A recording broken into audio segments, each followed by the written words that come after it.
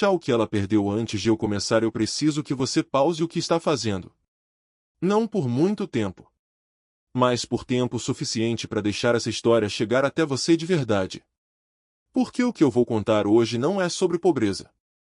Não é sobre riqueza. Não é sobre sertão ou cidade grande. É sobre algo muito mais profundo do que isso. É sobre o que acontece quando a gente tira de alguém o único lugar do mundo onde essa pessoa sabe quem é. Ela tinha uma casa simples no interior da Bahia. Não era grande.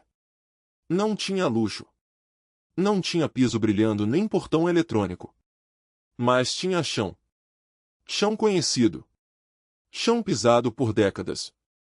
Chão que guardava as marcas dos passos dos filhos quando ainda eram pequenos demais para entender o mundo.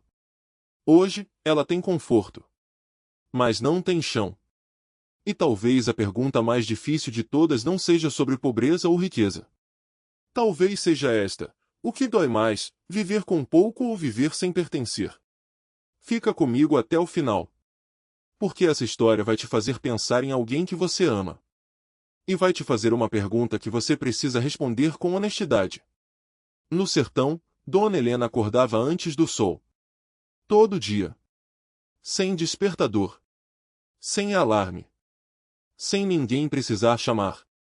O silêncio da madrugada era quebrado apenas pelo canto distante de um galo e pelo som leve do vento passando pelas folhas secas. E ela já estava de pé. Ela sabia exatamente onde cada coisa estava. Sabia onde o chão era mais firme. Sabia onde a terra era mais fofa para plantar. Sabia onde o telhado precisava de cuidado quando a chuva chegava. Pensa bem no que isso significa. Não é só conhecimento de uma casa. É pertencimento. É o tipo de intimidade com um lugar que só se constrói com décadas, com suor, com história, com presença. Ali, ela não era visita. Era referência. Os vizinhos chamavam pelo nome. Helena. Não era a mãe de alguém. Não era a avó. Era Helena. Somente Helena. E esse detalhe pequeno que parece insignificante, vai ser o centro de tudo que vou contar aqui. Porque existe uma diferença enorme entre ser reconhecido e ser identificado. Ser reconhecido é quando as pessoas sabem que você existe. Ser identificado, verdadeiramente identificado, é quando as pessoas sabem quem você é, o que você representa, qual é o seu lugar no mundo. Naquela pequena casa de paredes simples, Dona Helena construiu mais do que um lar. Construiu história. Foi ali que criou 9 filhos. Foi ali que enfrentou seca, dificuldade e noites de incerteza. Foi ali que transformou pouco em suficiente, e suficiente em dignidade. Ela nunca teve muito. Mas nunca faltou dignidade. Ela fazia o pão. Ela cuidava da horta. Ela organizava as contas como quem organiza esperança, com cuidado, com fé, com a certeza de que dava para passar. Quando os filhos brigavam, era ela quem resolvia. Quando adoeciam, era ela quem passava a noite acordada. Quando tinham medo, era o colo dela que servia de abrigo. Ela nunca chamou aquilo de sacrifício. Chamava de vida. E aqui está o primeiro gancho que quero que você carregue: ela não era pobre. Ela era rica da única riqueza que o dinheiro não compra: identidade e pertencimento. O tempo passou. Como sempre passa. Os filhos cresceram. Um foi para a cidade estudar. Outro conseguiu emprego na capital. Depois outro. E outro. A cidade prometia o que o sertão não podia oferecer: oportunidades, futuro, movimento.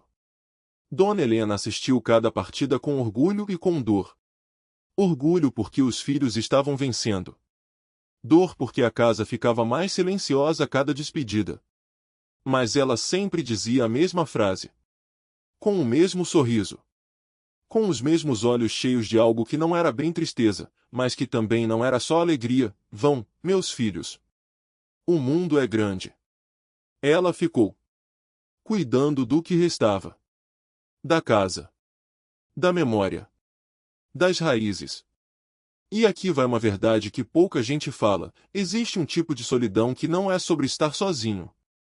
É sobre estar num lugar cheio de memórias de quem você ama e saber que essas memórias já não voltam mais da mesma forma. Ela não estava sozinha naquele sertão. Ela estava inteira. Inteira com tudo que construiu. Inteira com tudo que plantou. Inteira com tudo que ficou marcado naquele chão. Foi aí que a mudança começou. Foi numa dessas visitas de fim de ano que o assunto surgiu. Como costuma surgir? Sem anúncio. Sem cerimônia. Em algum momento depois do almoço, com o café na mesa e os filhos reunidos. Mãe, a senhora não pode mais ficar sozinha aqui. A frase veio com preocupação. Veio com cuidado. Veio com carinho genuíno. Na capital tem médico. Tem hospital de qualidade. Tem conforto. É melhor para a senhora. Ela ouviu em silêncio. Porque o sertão não era só um lugar para ela. Era o que ela conhecia. Era onde sabia viver. Era onde fazia sentido existir. Mas mães aprendem cedo a não serem obstáculo. Ela pensou nos filhos. Pensou na idade. Pensou que talvez fosse mesmo melhor. E disse a frase que mudaria tudo: se vocês acham melhor 4 palavras. 4 palavras ditas com gentileza, com amor, com a generosidade silenciosa de quem a vida inteira colocou os outros antes de si. Mas por dentro, naquele momento, e eu preciso que você sinta isso, por dentro, alguma coisa se fechou. Não com barulho. Não com drama. Só fechou. Como uma janela que ninguém percebe que fechou até o ar na sala começar a ficar pesado. Nos dias seguintes, ela começou a organizar a própria partida. Dobrou roupas antigas. Separou fotografias. Escolheu poucos objetos para levar. Não cabia tudo. Nunca cabe. A casa foi ficando mais vazia a cada caixa fechada. As paredes pareciam maiores. O quintal parecia observar. Na última noite, ela sentou na porta de casa e ficou olhando o céu. O mesmo céu que viu nascer os filhos. O mesmo céu que testemunhou risadas, brigas, reconciliações. O mesmo céu que ela conhecia de cor, cada estrela no lugar certo, cada nuvem com seu cheiro. Ali, ela não era peso. Era a raiz. Na manhã da partida, o carro já estava pronto. Os filhos ajudaram com as malas. Tudo parecia organizado. Prático. Racional. Ela deu uma última volta pela casa. Passou a mão na parede da cozinha. Olhou o fogão. Tocou a mesa onde tantas refeições foram feitas. Não chorou. Mas demorou. Quando saiu, fechou a porta devagar. O som da madeira se encaixando foi mais alto do que deveria. E aqui está o pico invisível dessa história. Ela não estava apenas fechando uma casa. Estava fechando uma parte de si. E esse é o segundo gancho que quero que você leve. A perda mais profunda não é a que faz barulho. É a que não tem nome. É a que ninguém chama de luto, mas que é luto do mais real que existe. A estrada até a capital parecia longa demais. O sertão foi ficando para trás. As paisagens mudaram. O horizonte aberto deu lugar a prédios. O vento livre deu lugar ao barulho constante. Na cidade, tudo era maior. Mais rápido. Mais moderno. Menos dela. No apartamento do filho, havia conforto. Cama boa. Banheiro azulejado. Cozinha equipada. Mas não havia quintal. Não havia vizinho chamando pelo nome. Não havia chão conhecido. As portas tinham trancas.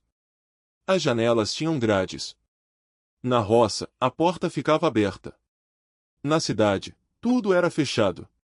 Inclusive os horários. Inclusive os espaços.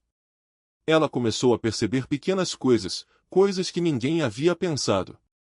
Não sabia usar o elevador com segurança. Tinha medo de atravessar a rua sozinha. Não entendia o barulho constante que não parava, nem de madrugada, nem de domingo. Na roça, o silêncio era amigo. Na cidade, o silêncio era estranho. Ela tentava ajudar. Arrumar a cama. Dobrar roupas. organizar a cozinha. Mas ouvia frases suaves, bem intencionadas, cheias de cuidado. Não precisa, mãe. Pode deixar que eu faço. A senhora descansa. Descansar. Ela nunca soube descansar. Trabalhar era a forma que tinha de existir. De provar, para si mesma, todo dia, que ainda era necessária. Que ainda tinha valor. Que ainda era ela. Ali, sentada naquela poltrona nova e confortável, ela sentia uma coisa que nenhum médico ia conseguir diagnosticar, ela sentia que estava diminuindo. Existe um pensamento filosófico, desenvolvido há mais de 2 séculos por um dos pensadores mais profundos e mais honestos que a humanidade já produziu, que diz o seguinte: o sofrimento humano não nasce, na maioria das vezes, da falta de bens materiais. Ele nasce da falta de propósito. Da sensação de que a existência perdeu ancoragem. De acordar todo dia sem saber para quê. Esse filósofo argumentava que a vontade de existir, esse impulso interno que nos move, precisa de direção, de função, de um lugar no mundo onde ela possa se manifestar. Quando esse lugar desaparece, a pessoa pode continuar de pé. Mas algo essencial apaga. Dona Helena estava de pé. Mas algo nela havia apagado. Com o tempo, ela percebeu que a presença dela alterava rotinas. O neto precisava estudar. A nora precisava de espaço. O filho tinha trabalho cedo. Ela ocupava um quarto que não era seu. Era temporário. E o temporário tem uma característica silenciosa e cruel: ele nunca se torna lar. Foi então que surgiu a primeira conversa sobre alternar. Talvez seja bom a senhora passar um tempo na casa de meu irmão Mário. Só para não sobrecarregar. Sobrecarregar. Palavra pesada para quem passou a vida inteira sendo o suporte de todo mundo. O revezamento começou com delicadeza. Uma mala pequena. Algumas semanas aqui. Alguns meses ali. Cada casa tinha regras diferentes. Horários diferentes. Silêncios diferentes. Ela adaptava-se. Falava menos. Pedia menos. Opinava menos. Porque quem não tem casa própria aprende rápido a ocupar menos espaço. E foi exatamente aí, que o desenraizamento terminou o trabalho que começou naquele dia em que ela fechou a porta devagar. Ela não perdeu apenas paredes. Perdeu identidade. No sertão, era Helena. Na cidade, era a mãe que está passando um tempo. No sertão, tinha função. Na cidade, tinha disponibilidade. E existe uma diferença enorme, uma diferença que a gente raramente nomeia, entre ter uma função e simplesmente estar disponível. Função é identidade. Disponibilidade é ausência de identidade. Existe algo que acontece quando se arranca uma árvore antiga da terra. Ela pode até continuar viva por um tempo. Mas o crescimento para. As folhas já não são as mesmas. A força diminui. Não por falta de vida, mas por falta de chão. E esse é o terceiro gancho, o mais importante de todos, o amor que não pergunta onde a pessoa floresce pode, sem querer, ser o que a murcha.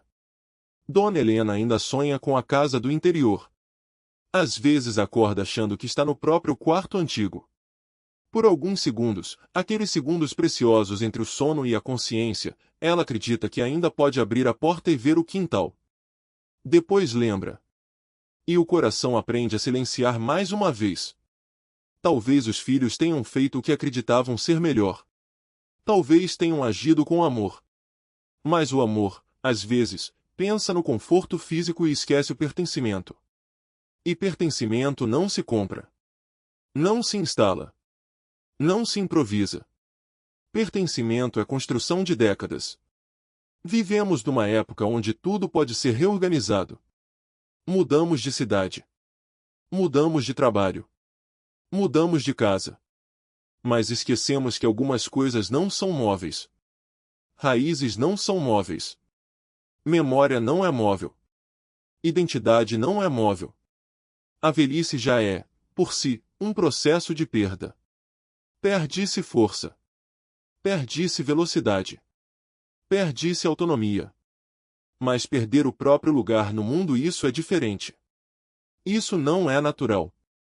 Isso é deslocamento. Talvez a maior pobreza não seja a falta de dinheiro.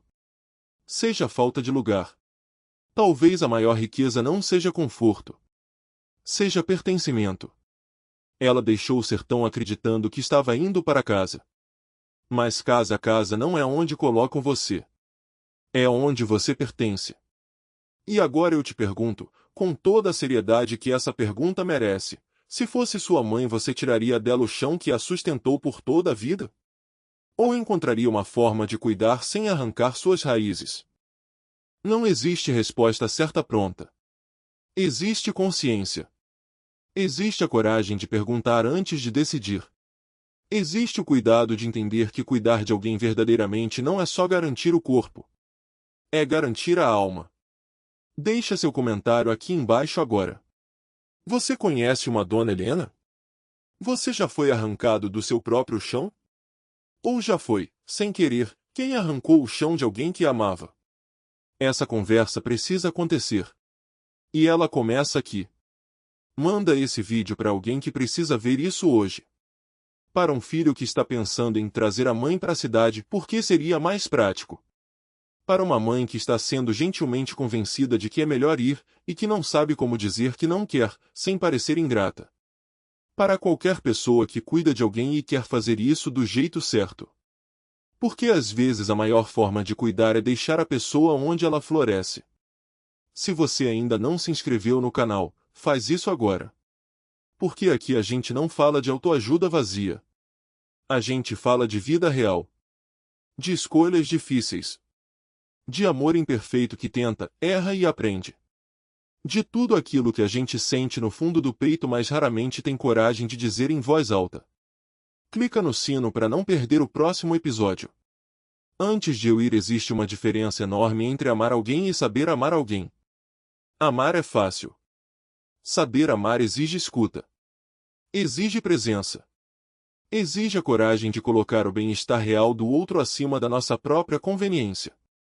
Dona Helena está bem, de acordo com o que o mundo chama de bem. Ela tem teto. Tem comida. Tem remédio. Tem filhos por perto. Mas às vezes, na beira da noite, quando a cidade finalmente silencia um pouco, ela abre os olhos no escuro. E ouve, por um segundo, o vento do sertão. E sente no peito um peso que nenhum médico da capital vai conseguir diagnosticar. Cuide das pessoas que você ama. Mas antes de agir, pergunte para elas o que é cuidado. Até o próximo episódio.